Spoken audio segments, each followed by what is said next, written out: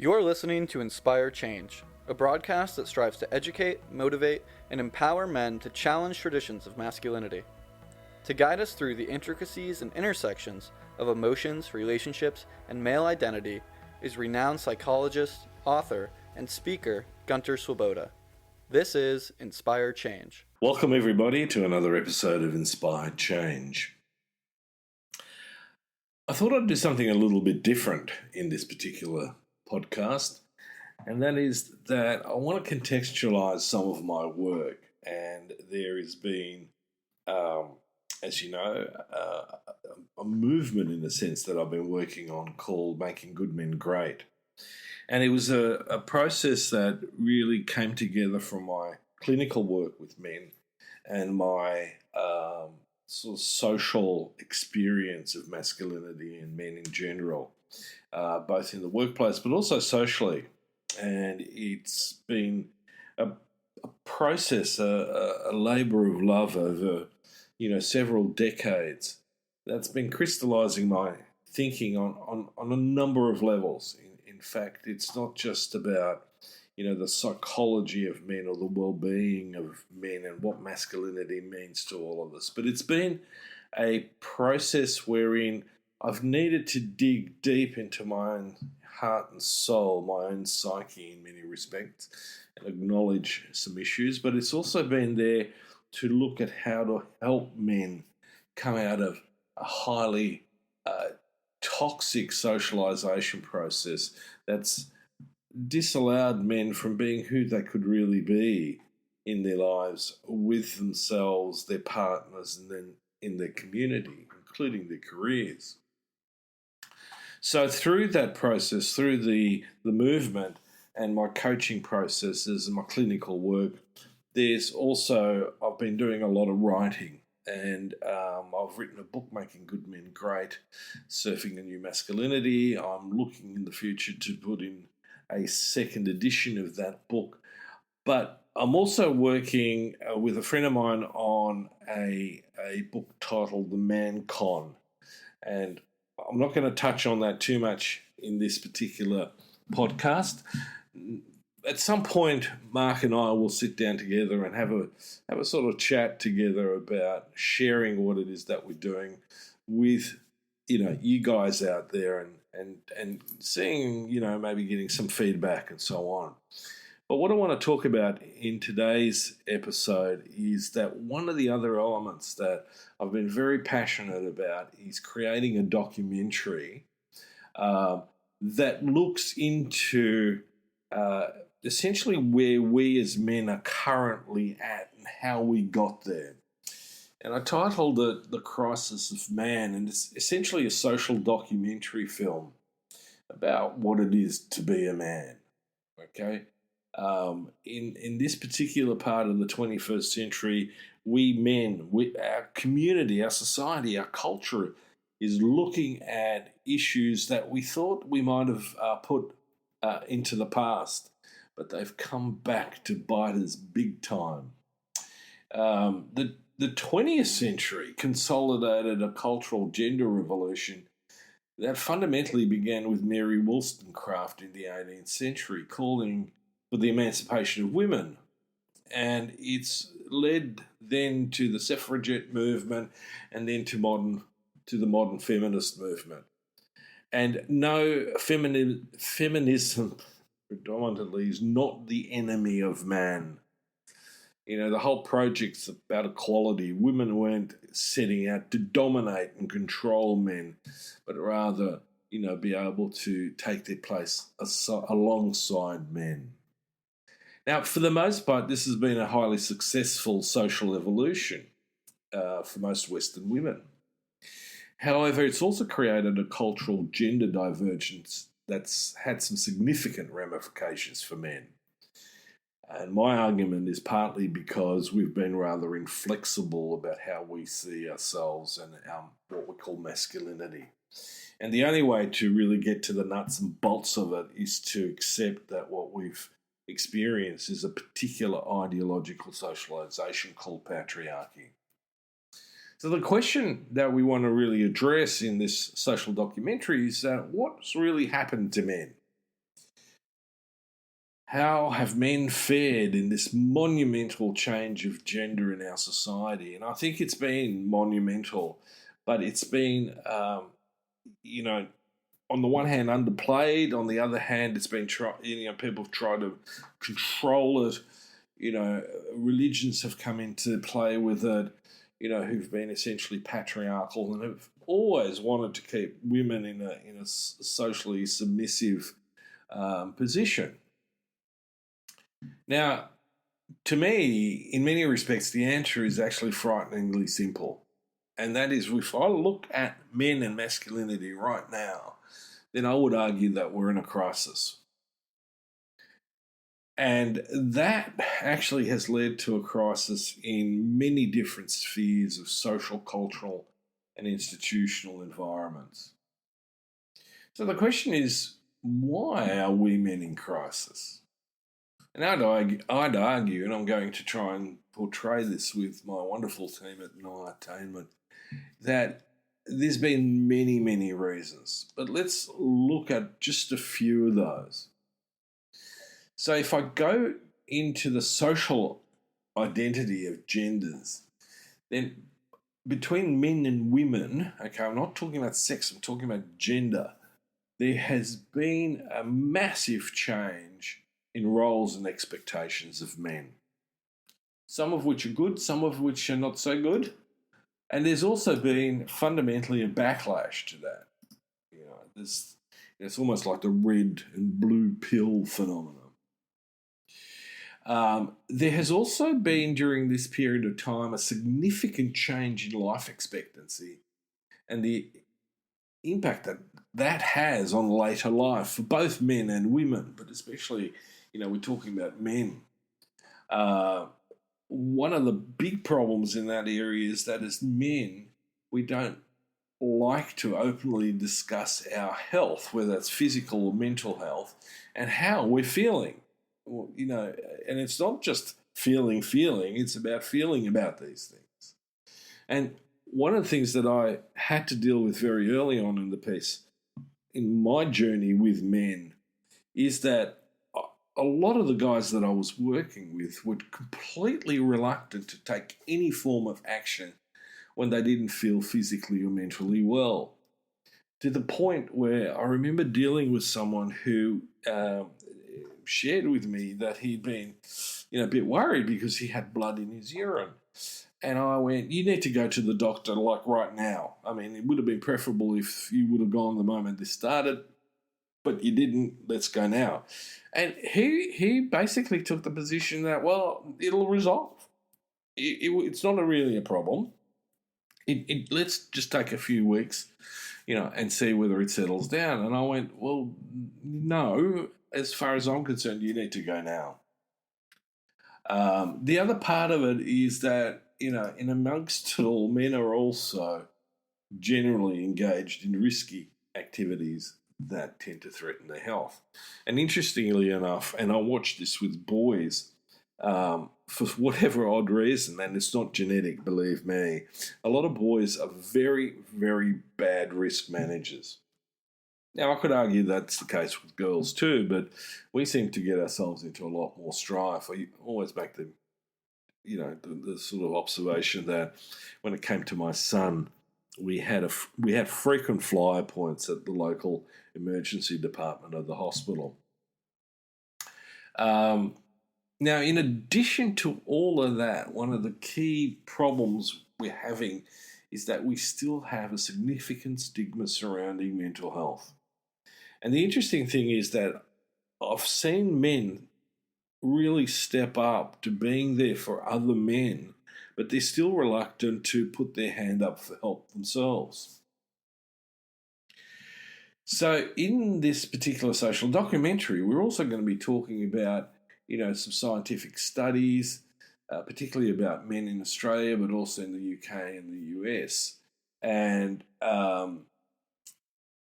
arguing that fundamentally our society, our culture is actually failing boys and men in many respects. We have some really problematic drug and alcohol problems. And in fact, when I look at the suicide statistics, or when I'm working with teenagers and young men who are suicidal, a lot of their suicidality is attached to their alcohol and drug use. You take the alcohol and drug use out of it, and the suicidality seems to disappear, or at least is significantly reduced. So all this, and we're going to be painting a picture basically around this, raises the critical question: why are we as men in this problematic place? And more importantly, how did we get there? Because in order to understand how we're going to get out of it, we need to understand how we got here. And so, the documentary, I want to take the viewer through a journey through time to the present day, to examine what it means historically, anthropologically, sociologically, psychologically, and economically about what it's like to be a man, and where this notion of masculinity originates, how it presents itself now, and what it may mean for the future in this century. Part of this process is to create a meaningful explanation about patriarchy and masculinity, past and present. And it really challenges many of the sacred cows that are abundant in this sphere of discussion. I mean, one of the classics that I always sort of get a bit of a kick out of is when men talk about, they are the provider and women are the protector of the hearth and so on. And, we go out there and hunt buffalo and bring the buffalo home. Well, anthropologically and historically, that's a nonsense. And, especially when people start talking about how this is genetically defined. So we're gonna explode some sacred cows in this. And the way we're going to do it is we're really going to take a look at the whole topic through the lens of science as well as the humanities. It really goes into defining patriarchy and its impact on masculinity in a very straightforward way, in an understandable way. You talk to most guys about patriarchy and they sort of glaze over and see it as an exposition that comes from feminism, which we collectively at times relate to as the enemy, which it is not. I'll keep repeating this. So I've defined in Making Good Men Great that fundamentally patriarchy rests on four values. And I've talked about this in previous podcasts. I'm not necessarily going to spend a lot of time here.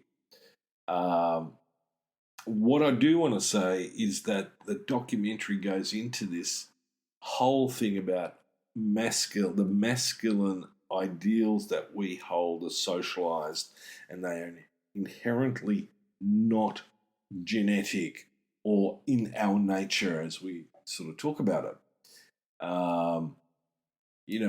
Fundamentally, what has influenced a lot of ideas about gender is social Darwinism. So that's going to be one of our main critiques, is that we've been forced into a way of seeing ourselves that's both toxic, unhealthy, and fundamentally destructive to not just the individual, but our culture and our society.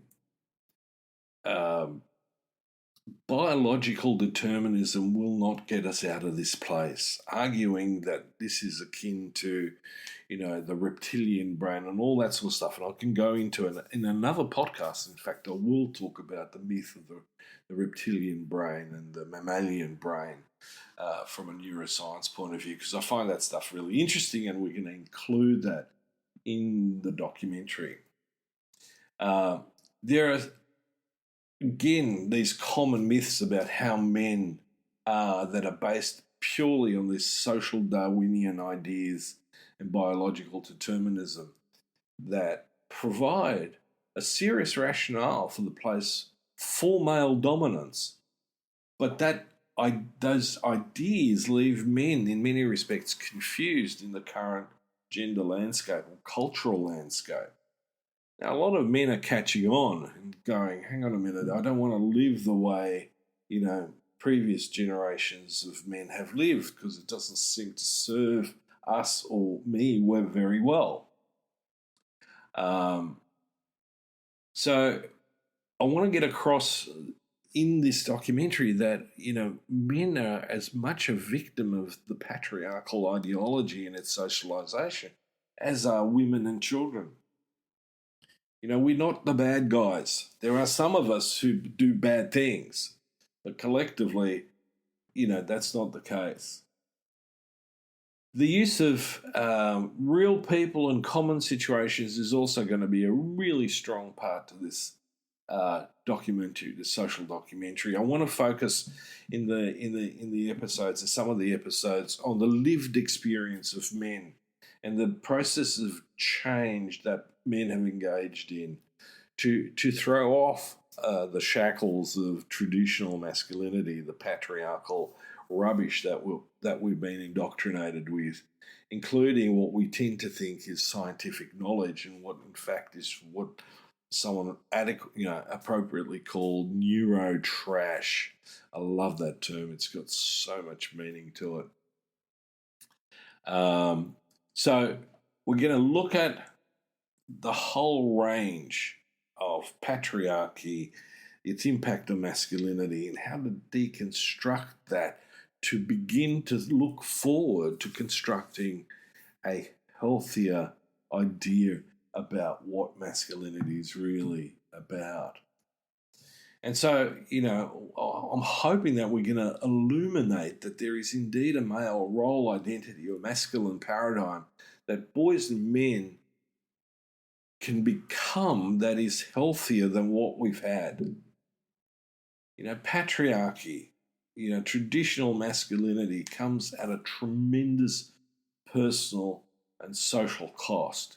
And we need to recognize that. We're living through the throes of a patriarchal backlash at the moment.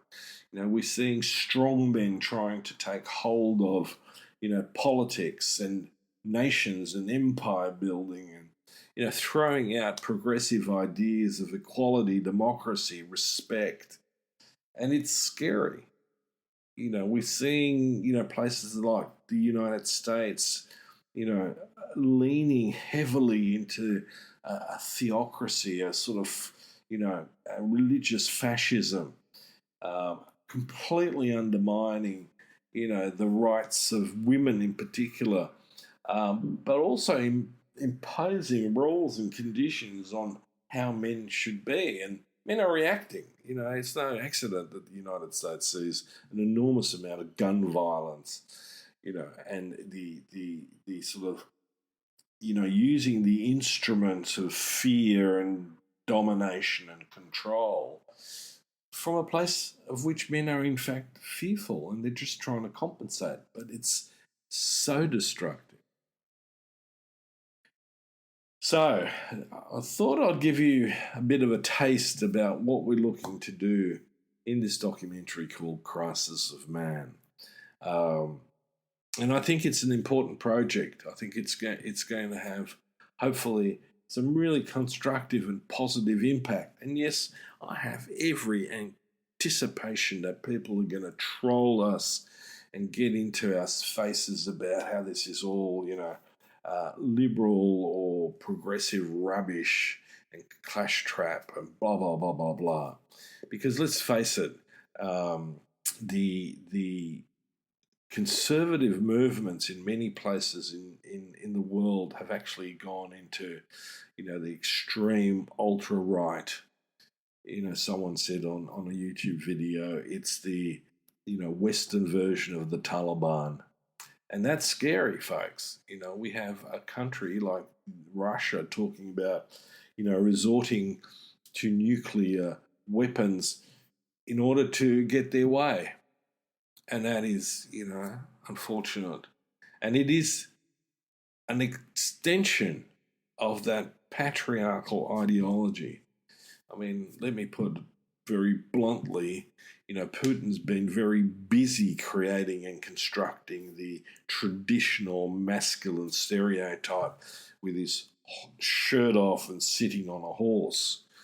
That sort of conceited, malignant narcissism, has its roots in the masculine exceptionalism of patriarchy. So, until next time, I'm going to be signing off now. So, hopefully, this has given you a bit of a taste about what we're working on and what's coming up in the near future. And any comments, please, get back to us. We'd be happy to take a look at it. We'd be happy to have a discussion around it. But as always, it needs to be respectful and it needs to be considerate. Otherwise, that discussion is not going to happen. I don't engage with bullying, harassment, or trolling. So just as a heads up, social etiquette needs to be maintained. I don't care which side of the fence you're on, politically, ideologically, religiously, whatever. And until next time, this is me signing off. Consider change. Consider your turning points towards being good and great and influencing the corner of the world that you live in and participate in and not exploited. Thank you for listening to Inspire Change, a broadcast that strives to educate, motivate, and empower men to challenge traditions of masculinity. For more information on the Making Good Men Great movement, or for individual or group coaching sessions with Gunter, visit makinggoodmengreat.com. For inquiries regarding broadcast topics or appearing on the show, email Miranda@noirtainment.com. That's Miranda at NOIRTAINMENT.com.